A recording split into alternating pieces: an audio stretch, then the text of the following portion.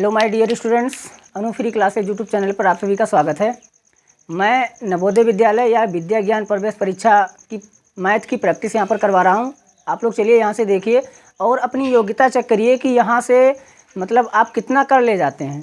मैंने यहाँ पर जो लिखा है वो प्रश्न में कहीं ना कहीं पूछे गए हैं और पूछे जाने वाले हैं, यहाँ से अटैच करके पूछा जाता है। जो भी प्रश्न नवोदय विद्यालय में या विद्या ज्ञान में पूछे गए हैं मैंने यहाँ पर लिया है। मैं यहाँ पर प्रश्नों के हर टाइप के बारे में बताऊँगा। चलिए यहाँ पर लिखा है प्रश्न में, एक अभाज्य संख्या के कितने गुणनखंड होते हैं। एक अभाज्य संख्या के कितने गुणनखंड होते हैं। तो जो लोग पिछला वीडियो नहीं देखे हैं जाकर देख लीजिए। पिछले वीडियो में मैंने भाज्य संख्या, अभाज्य संख्या, प्राकृतिक संख्या, पूर्ण संख्या, सम संख्या, विषम संख्या सभी के बारे में बताया है। तो जो लोग पहला क्लास देखे हैं वो लोग इसका आंसर दे सकते हैं कि एक अभाज्य संख्या के कितने गुणनखंड होते हैं। तो एक अभाज्य संख्या के केवल और केवल दो ही गुणनखंड होते हैं। पहला गुणनखंड वह संख्या स्वयं होती है और दूसरा गुणनखंड एक होता है। तो इसका राइट आंसर हो जाएगा ऑप्शन नंबर बी, दो गुणनखंड। और जिसके दो से अधिक गुणनखंड होते हैं उसे भाज्य संख्या कहा जाता है। यहाँ पर देखो दूसरा प्रश्न है, निम्नलिखित में कौन सी एक अभाज्य संख्या नहीं है। इस तरीके से पेपर में पूछा जाएगा। चार ऑप्शन रहेंगे जैसे 19 है, 23 है, 29 है और 33 है। इसमें आप लोग को बताना है कि कौन सी अभाज्य संख्या नहीं है पूछा गया है। पहले याद रखिएगा कि पेपर में जो नहीं ऑप्शन रहता है प्रश्न को ध्यान से पढ़िएगा और नहीं पे अंडरलाइन कर लीजिएगा, क्योंकि यहाँ पर नहीं पूछा गया है। तो 19 की मैं बात करूँ तो 19 एकम 19 और एक 19 ये किसी पहाड़े में नहीं आता है, तो ये क्या है, अभाज्य संख्या। 23 अभाज्य संख्या है, 23 एकम 23 और एक 23 23। 29 की मैं बात करूँ तो 29 भी किसी पहाड़े में नहीं आता, यानी क्या है, अभाज्य संख्या है। लेकिन ये 33 जो है ये क्या है, भाज्य संख्या है। 33 भाज्य संख्या क्योंकि 33 के दो से अधिक गुणनखंड हैं। अच्छा कैसे हैं, तो 33 एकम 33 की अगर बात करें तो 33 एकम 33 हो जाएगा और 1 गुणे 33 बराबर 33 हो जाएगा और 11 गुणे 3 बराबर 33 हो जाएगा और 3 गुणे 11 बराबर 33 हो जाएगा। तो इसके 4 गुणनखंड हो गए, यानी क्या है, ये दो से अधिक गुणनखंड यानी क्या है, भाज्य संख्या है। इस तरीके से पेपर में करिएगा। अगर ऐसे याद रखिएगा ऑप्शन से ही कि कोई भी संख्या अगर वो पहाड़े में आ जाती है, अगर पहाड़े में आ जाती है तो वो भाज्य संख्या होती है। और यहाँ पर पूछा अभाज्य नहीं है, तो यही अभाज्य नहीं है क्योंकि ये भाज्य संख्या है। ये सब क्या है, अभाज्य संख्याएं हैं। अब यहाँ पर देखिए प्रथम दो अभाज्य संख्याओं का योग होगा। पूछा गया है कि प्रथम दो अभाज्य संख्याओं का योग क्या होगा। तो प्रथम दो अभाज्य संख्याएं कौन कौन सी होंगी, यानी एक हो जाएगा 2 और एक हो जाएगा 3। अच्छा एक पूछा जाए भाज्य संख्या या अभाज्य संख्या है, तो एक ना तो भाज्य संख्या है और ना ही अभाज्य संख्या है, क्योंकि इसके एक के केवल एक ही गुणनखंड है, 1 गुणे 1 बराबर 1, और इसका गुणनखंड नहीं होगा। तो ये तो ना भाज्य और ना ही अभाज्य है। अब बात आ गई 2 की, तो 2 के केवल 2 गुणनखंड है, 2 एकम 2 और 1 दुक्के 2 गुणनखंड है। और जिसके 2 गुणनखंड होते हैं उसे क्या कहा जाता है, अभाज्य संख्या कहा जाता है। तो 2 एक अभाज्य संख्या है, 3 भी एक अभाज्य संख्या है, 3 एकम 3 और 1 तिक्के 3। तो अगर पूछा गया प्रथम 2, तो प्रथम 2 यही तो हुए, 1 से लेकर 3 तक प्रथम 2 हो गए। अब इसका योग पूछा गया यानी कि जोड़ कितना होगा, तो 5 होगा। तो इसमें कहाँ है 5, कहीं पर देखिए, यहाँ पर बी फॉर बनाना, देखिए 5 हो जाएगा इसका आंसर। अब फिर यहाँ पर देखिए चौथा प्रश्न है, 1 और 10 के बीच में कितनी ऋण संख्याएं हैं। यहाँ पर ध्यान दीजिए, पूछा गया पेपर में 1 और 10 के बीच में कितनी ऋण संख्याएं हैं। किसको किसको पता है कि ऋण संख्याएं किसे कहते हैं। तो याद रखिएगा ये सब कंफ्यूज करने के लिए दिया जाता है। दूसरा नाम ऋण संख्या को अभाज्य संख्या कहते हैं, अभाज्य संख्या। बेसिक क्लास आप लोग नहीं देखे हैं तो फर्स्ट क्लास आप लोग प्लेलिस्ट में है, जाकर देख सकते हैं। यहाँ पर पूछा गया है 1 से 10 के बीच में कितनी ऋण संख्या यानी अभाज्य संख्याएं होती हैं। तो याद रखिएगा कि 1 से लेकर 10 के बारे में पूछा गया है। तो 1 से 10 के बीच की मैं अगर बात करूं, 1 से आगे और 10 के पहले, तो 1 तो अभाज्य संख्या है नहीं, 1 ना तो भाज्य है ना ही अभाज्य है। अब मैं बात करूं 2 की, तो 2 क्या है, अभाज्य संख्या है। 3 क्या है, अभाज्य संख्या है। अगर मैं बात करूँ 4 तो यह है नहीं, लेकिन 5 है, 5 किसी पहाड़े में नहीं आता है, 6 आता है पहाड़ा में। और मैं 7 की बात करूं तो 7 क्या है, एक अभाज्य संख्या है। 8 तो है नहीं, 9 भी नहीं है क्योंकि 3 त्रिक का 9 ये भाज्य संख्या यानी ये भाज्य संख्या नहीं है, और 10 तो भाज्य संख्या है ही। तो कितने हो गए 1 से 10 के बीच में? 1 2 3 4, कितनी संख्याएं हो गई? 4 संख्याएं हो गई। तो इस तरीके से हम ज्ञात करेंगे। इसमें ऑप्शन कहाँ है? Option number D. देखिए यहाँ पर है 4। 1 से 10 के बीच में कितनी ऋण या भाज्य संख्याएं हैं? तो 4 हैं। इस तरीके से पेपर में पूछा जाता है। अगर पेपर में पूछा जाए कि 10 से 20, 10 से लेकर 20 तक की संख्याओं में कितनी अभाज्य संख्याएं हैं, तो आप इस तरीके से ज्ञात कर सकते हैं। याद रखिएगा, अगर गिनती गिनिएगा जब, तो कोई अगर संख्या पहाड़े में अगर आ जाती है, पहाड़े में बीच में अगर आ जाती है, तो वह संख्या भाज्य संख्या होगी। अगर कोई संख्या पहाड़े में नहीं आती है तो वह अभाज्य संख्या होती है। आप लोग डायरेक्टली इसको ज्ञात कर सकते हैं। चलिए इतना स्क्रीनशॉट कॉपी में नोट डाउन कर लीजिए, फिर मैं अगले टाइप के बारे में आप लोगों को बताता हूँ। चलिए बच्चों, हम लोग अगला प्रश्न देखते हैं। प्रश्न नंबर 5वां। 4 प्रश्न मैंने बताया था। अभी देखिए लिखा है यहाँ पर, निम्नलिखित में से कौन सा विकल्प गलत है? बहुत ध्यान से आप लोग समझिएगा। यहाँ पर जो प्रश्न पूछे जाते हैं, कैसे पूछे जाते हैं, मैं आप लोग को बता रहा हूँ। आप अपनी जानकारी यहाँ से चेक कर सकते हैं, और जिस भी क्वेश्चन का आंसर आप लोग को पता है ऑप्शन, तो हमें कमेंट में अवश्य लिखें। इससे मुझे भी पता चले कि आप लोग किस लेवल तक जानते हैं। ठीक है, वैसे तो मैं बिल्कुल बेसिक से पढ़ा रहा हूँ। जो कुछ नहीं जानता है जो बच्चा, वो भी यहाँ से सीख जाएगा। अगर वो बच्चा स्टार्टिंग से पढ़ता है क्लास 1 और क्लास 2, क्लास 3 इस तरीके से, और जो लोग गणित में कमज़ोर हैं वो भी यहाँ से अच्छे से सीख सकते हैं, पढ़ सकते हैं। देखिए निम्नलिखित में से कौन सा विकल्प गलत है? पहले गलत को अंडरलाइन कर लीजिए। यहाँ पर गलत पूछा गया है, यानी कि 3 विकल्प यहाँ पर सही हैं और केवल एक ही विकल्प गलत है, उसी को हमें चुनना है।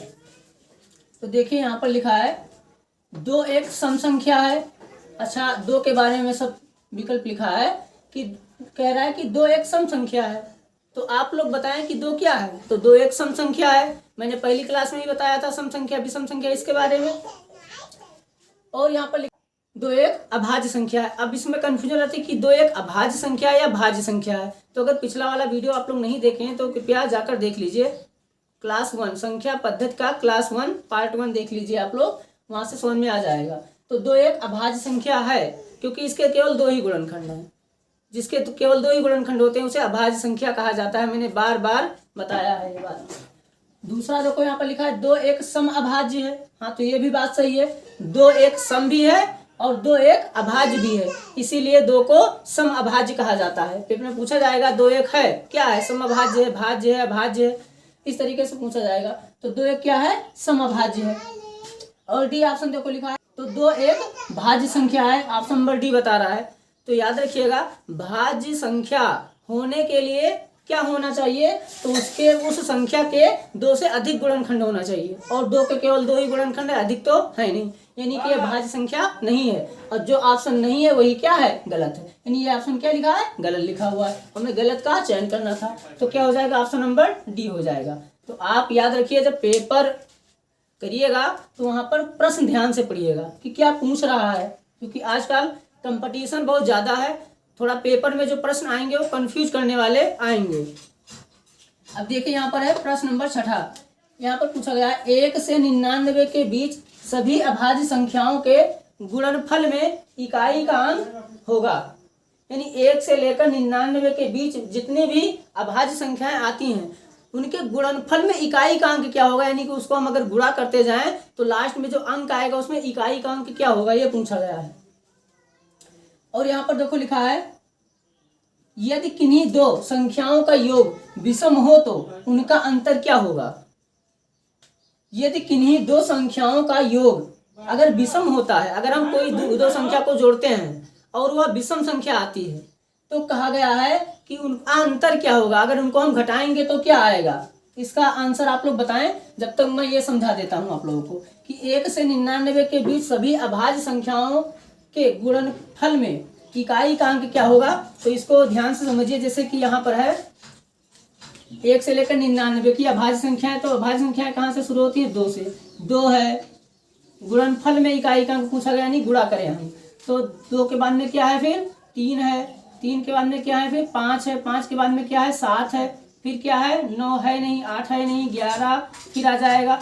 लेकिन हम ज़्यादा नहीं लिखेंगे, उससे क्यों लिए, हम समझाने के लिए प्रश्न लिखे हैं। है बहुत छोटा, बहुत अच्छा प्रश्न है, बहुत छोटा प्रश्न है, सभी लोग जानते होंगे। लेकिन ये दिख रहा है केवल 1 से 99 तक हम गुणा करें, फिर उसमें गुणा करने के बाद में जोड़े, फिर इकाई अंक आए। हमें कुछ नहीं करना है, ध्यान से देखिएगा। 2 का पहाड़ा 3 बार में पढ़ो, 2 तियां 6 और 6 पंचे 30। अब 30 तक 6 पंचे 30। अब यहाँ पर मैं बात करूँ तो यहाँ पर 30 आ गया, और 30 में इकाई का अंक यहाँ पर क्या आ गया, 0। अगर हम 0 को 7 से गुणा करें तो क्या होगा, 0 ही आएगा। और फिर 0 को गुणा 11 में करें तो 0 ही आएगा। यानी कोई भी संख्या अगर विषम है, अगर बीच में अगर सीरियल में पूछा जाता है, एक क्रम में पूछी जाती है कि उसमें गुणनफल में इकाई का अंक क्या होगा, तो हम गुणा करेंगे, जो भी संख्या पहले आ जाएगी उसके इकाई अंक से गुणा करना शुरू कर देंगे। तो यहाँ पर क्या होगा, 0 ही होगा, हमेशा 0 ही आएगा, याद रखिएगा। 1 से 99 के बीच अगर पूछा सभी अभाज्य संख्याओं के गुणनफल में इकाई का अंक क्या होगा, तो ऑप्शन नंबर याद रखिएगा, ये 0 होगा। अगर पूछा जाए 1 से लेकर 10 के बीच सभी अभाज्य संख्याओं के गुणनफल में इकाई का अंक क्या होगा, तब भी 0 होगा, क्योंकि 1 से 10 के बीच में क्या आएगी, 2 से यहाँ पर 7 तक संख्या आएगी, और इसको हम अगर गुणा करेंगे तो 5 में ही 0 आ गया इकाई अंक पर। अब इकाई अंक से फिर हम इकाई अंक पर अगर गुणा करते हैं तो 0 ही आएगा। तो यानी हमेशा 0 ही आना है, चाहे वो 1 से 10 तक पूछा जाए, 1 से 20 तक पूछा जाए, या 1 से 50 तक अभाज्य संख्याओं के गुणनफल में इकाई का अंक पूछा जाए, तो आप लोग निकाल ले जाएंगे। मैं आप लोग को बताऊंगा कि गुणनफल में इकाई का अंक कैसे निकालते हैं, बाकी घात में कैसे निकालते हैं। अगर वहाँ पर ज़्यादा डीपली प्रश्न नहीं बनते हैं, लेकिन जो बनते हैं मतलब वो अच्छे से बनते हैं। अगर कोई बच्चा अच्छे से पढ़ा है तो वो क्वालिफाई कर ले जाएगा। देखिए अब यहाँ पर है, यदि किन्हीं 2 संख्याओं का योग विषम हो तो उनका अंतर होगा। जैसे कोई भी संख्या मैं ले लेता हूँ, यहाँ पर मैं बात करूँ, यहाँ पर देखो लिखा है 5 और यहाँ पर लिखा है 2। तो 5 और 2 को हम अगर जोड़ें तो क्या आता है, 7, 5 2 7, और 7 एक क्या है, विषम संख्या है। 7 एक क्या है, विषम संख्या। तो यहाँ पर यदि किन्हीं 2 संख्याओं का योग विषम हो, यानी ये विषम है, तो इनका अंतर क्या होगा। तो इनका अंतर करने के लिए हम क्या करेंगे, 5 - 2 कर देंगे तो कितना आएगा, 3 आएगा। तो ये क्या आ गया, 3 एक क्या है, विषम संख्या है। समझ में आया कुछ। तो याद रखिएगा इसका ऑप्शन क्या है, 0। एक सम संख्या, एक विषम संख्या, हमेशा अभाज्य संख्या, तो आएगी एक विषम संख्या। इसका राइट आंसर हो जाएगा ऑप्शन नंबर सी, एक विषम संख्या। याद रखिएगा यदि किन्हीं 2 संख्याओं का योग विषम है तो उसका अंतर भी क्या होगा, विषम ही होगा। ठीक है, यानी विषम संख्या ही होगी। चलिए इतना ही सेम सॉल्व लीजिए, कॉपी में नोट डाउन करिए, फिर मैं अगले टाइप का आप लोग को बता रहा हूँ। चलिए बच्चों, हम लोग अगला प्रश्न देखते हैं। पहले हम लोग प्रश्नों के साथ खेलते हैं, संख्या के साथ इसे खेलना कहते हैं। इसे आप लोग जानते हैं कि आप लोग पढ़ चुके हैं, लेकिन फिर भी मैं जो बता रहा हूँ हो सकता है कि आप लोग को पता ना हो। अगर पता है तो अच्छी बात है। मैं आप लोग को कठिन प्रश्न भी पढ़ाऊँगा। आप लोग सोच रहे होंगे कि इतना इजी प्रश्न बताते हैं, तो स्टार्टिंग में इजी ही होता है। कि हो सकता है कि छोटे बच्चे, कुछ बच्चे हैं नहीं पढ़े हैं, वो भी यहाँ से सीख जाएंगे। जैसे कि देखो लिखा है, किसी संख्या में नीचे दिए गए अंकों में से किस अंक का स्थानीय मान तथा अंकित मान हमेशा समान रहता है, हमेशा समान रहता है। पूछा गया है 0 1 2 3 ये जो संख्याएं दी गई हैं, इन संख्याओं में कि किसका स्थानीय मान और अंकित मान हमेशा समान रहता है। तो याद रखिएगा, जैसे कि मैं बात करूं, यहाँ पर एक संख्या मैं लिख देता हूँ। एक संख्या है 2 4 0 6 8, ये संख्या। अब इसमें पूछा जाए 8 का स्थानीय मान कितना है, तो क्या बताओगे, 8 है, और अंकित मान कितना है, तो 8 ही है। अगर मैं 6 की बात करूँ, 6 का स्थानीय मान कितना है, तो यहाँ पर 60 है, और अंकित मान कितना है, 6 ही है। अंकित मान का मतलब होता है वही संख्या, कोई किसी खाने वाली या पीने वाली चीज़ों पर जो अंकित मूल्य होता है या किसी का रेट लिखा होता है, तो उससे कहते हैं अंकित मूल्य है, अंकित है उसके ऊपर, तो जो हमें दिख रहा है वही है। तो अंकित का मतलब जो कोई भी किसी भी स्थान पर मतलब वो संख्या हो, तो उसका अंकित मान जो होगा वही संख्या होगी। तो जैसे यहाँ पर देखिए, अब 0 का स्थानीय मान अगर पूछा जाए तो कितना होगा, 0 होगा, और 0 का अंकित मान अगर पूछा जाए कितना होगा तब भी क्या होगा, 0 होगा। लेकिन 4 का देखिए यहाँ पर स्थानीय मान कितना होगा, इकाई, दहाई, सैकड़ा, हज़ार, यानी कि 1000 के स्थान पर है तो 4000 हो जाएगा। कितना हो जाएगा, 4000 हो जाएगा। लेकिन अगर इसका अंकित मान पूछा जाए तो कितना होगा, 4 ही होगा। तो समान कब है, किसका समान रहता है, हमेशा 0 का। अंकित मान और स्थानीय मान दोनों क्या है यहाँ पर, समान है। तो इस तरीके से याद रखिएगा, पेपर में पूछा जाए तो आप लोग उत्तर कर ले जाएं, इसलिए मैंने यहाँ पर बता दिया है, ये कन्फ्यूज करेगा अगर आएगा तो। अब यहाँ पर देखिए 15000 प्लस 1400 प्लस 3 दहाई बराबर है, इस तरीके से प्रश्न पूछा जाता है। तो किसके बराबर है, तो इसको हम पहले क्या करेंगे, जोड़ लेंगे।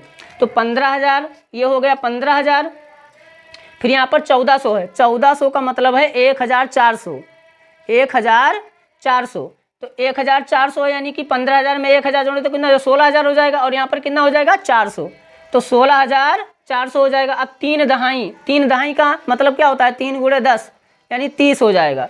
तो 16430 हो जाएगा इसका राइट आंसर। कहाँ पर है, ऑप्शन नंबर ये 16430। अब यहाँ पर देखिए, यहाँ पर लिखा है 24 × 123 × 54 × 14 के गुणनफल में इकाई का अंक क्या होगा। जब मैं गुणनफल पढ़ाऊंगा तो वहाँ अच्छे से पढ़ा दूंगा, लेकिन मैंने यहाँ पर ऐड कर दिया है एक, अभी ये मैं जो पढ़ा रहा हूँ आप लोग को, वीडियो थोड़ा लंबा हो जाएगा, लेकिन मैं टॉप 10 जो होते हैं 10 क्वेश्चन आप लोगों को कराऊंगा प्रैक्टिस। जब यह संख्या पद्धति नंबर सिस्टम खत्म हो जाएगा तो मैं एलसीएम और एचसीएफ से लोवेस्ट कॉमन मल्टीपल और हाईएस्ट कॉमन फैक्टर ये सब बताऊंगा, आप लोग को प्रैक्टिस कराऊंगा। तो चलिए यहाँ पर देखो लिखा है 24 × 123 × 54 × 14। तो हम इसको कैसे ज्ञात करेंगे मैं आप लोग को ट्रिक बता रहा हूँ, लेकिन पहले देखिए क्या होता है, कौन से मतलब क्या है कि 24 को हम 123 से गुणा करें, फिर उसको 54 से गुणा करें, फिर जो आए उसको 14 से गुणा करें, तो हमें पता चलेगा कि कौन सी संख्या आई, उसमें इकाई का अंक क्या है। लेकिन इतना जो हम गुणा करेंगे लंबा हो जाएगा, तो हम क्या करते हैं, इकाई को इकाई से गुणा करते हैं। याद रखिएगा ट्रिक। 4 का पहाड़ा 3 बार पढ़े तो कितना आएगा, 4 तियाँ 12। अब 12 में देखो इकाई अंक 2 आया ना, 2 को हम इकाई से गुणा करेंगे तो 2 चौक 8 आया।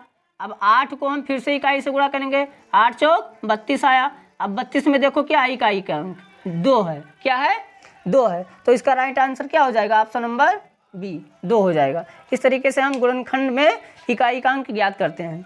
अगर कोई संख्या बीच में 0 अगर आ जाती है, कहीं पर 0 आ गया तो 0 का गुणा 0 में करेंगे तो 0 ही आएगा, वहीं पर हम छोड़ देंगे, आगे गुणा नहीं करेंगे, 0 ही मान लेंगे इसका आंसर। तो आशा करते हैं कि आप लोगों को यह वीडियो अच्छी लगी होगी।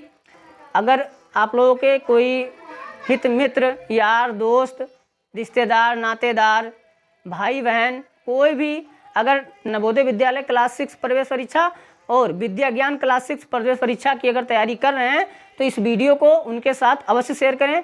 यहाँ पर मैं बिल्कुल 0 बेसिक से एडवांस मैथ यहाँ पर पढ़ा रहा हूँ। जो बच्चे कुछ नहीं जानते हैं वो अगर क्लास 1, क्लास 2, क्लास 3 अगर सीरियल से देखेंगे तो उनको जानकारी हो जाएगी। और जिन लोगों को गणित समझने में समस्या है वो लोग यहाँ से देख सकते हैं। मैं बिल्कुल यहाँ पर बेसिक से ही पढ़ा रहा हूँ। कुछ बच्चे ऐसे भी थे जो कोचिंग नहीं कर पाते थे, तो वो लोग बोले कि हाँ सर आप ऑनलाइन यूट्यूब पर पढ़ाते हैं तो यूट्यूब पर इसका प्रैक्टिस करवा दीजिए, हम लोग भी देख लेंगे। तो मैं यही चाहता हूँ कि आप लोग ज़्यादा से ज़्यादा इस वीडियो को शेयर करें दोस्तों के साथ और संख्या बढ़वाएं। अगर संख्या यहाँ पर बढ़ती है तो मैं पूरा चैप्टर जितना है वो अच्छे से पढ़ा दूँगा। तो अगर आप लोग की संख्या ही नहीं रहेगी तो फिर किसको पढ़ाऊँ मैं। आप लोग हमें इस वीडियो को देखने के बाद कमेंट में अवश्य बताएं कि वीडियो कैसा है और समझ में आया या नहीं आया। और अब जो संख्या पद्धति यानी नंबर सिस्टम का पार्ट 3 रहेगा उसमें मैं MCQ मल्टीपल चॉइस क्वेश्चन यानी बहुविकल्पीय प्रश्न कराऊंगा। जो क्वेश्चन बचे हैं ट्रिक कॉन्सेप्ट दोनों बताकर खत्म कर दूंगा। उसके बाद में LCM HCF शुरू करूंगा।